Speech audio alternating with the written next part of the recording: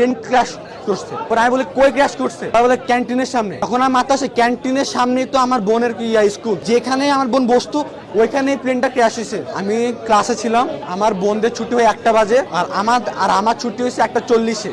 তো আমি যখন ক্লাসে উপস্থিত ছিলাম তখন একটা আওয়াজ হয়েছে অনেক জোরে একটা আওয়াজ হয়েছে। পরে আমি আওয়াজ শুনেই আমি দৌড় দিয়েছি, দেখি প্রত্যেকটা ছেলে মেয়ে দৌড় দিতেছে। পরে আমি বলতেছি কেন দৌড় দিতেছে? বলে প্লেন ক্র্যাশ করছে। পরে আমি বলি কই ক্র্যাশ করছে? পরে বলে ক্যান্টিনের সামনে। এখন আমার মাথা আসে ক্যান্টিনের সামনেই তো আমার বোনের স্কুল, ওর কি হয়েছে? পরে আমি দৌড় দিচ্ছি, আমি দৌড় মারে দেখি আমার বোন যেখানে বসে আছে ওই যেখানে আমার বোন বসতো ওইখানেই প্লেনটা ক্র্যাশ হয়েছে।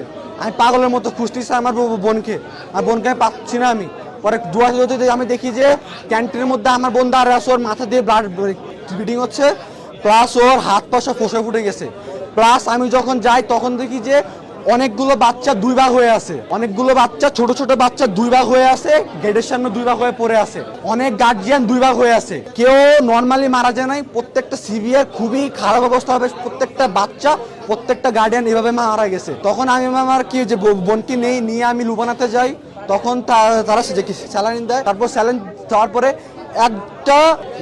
একটা নার্স একটা ডাক্তার, নাম হচ্ছিল ফারজানা, উনি আমাকে 2000 টাকা দিছে। উনি আমাকে চিনেও না, উনি আমাকে 2000 টাকা দিয়ে বলছে ধরো আব্বু। উনি আমাকে জোরে কান্না শুরু করছে, আব্বু ধরো, তুমি তোমার বোনকে নিয়ে যাও, যত যা লাগে নাও। উনি এত একজন ভালো মানুষ, উনি আমাকে অ্যাম্বুলেন্স ঠিক করে দিছে। তারপর আমি ওই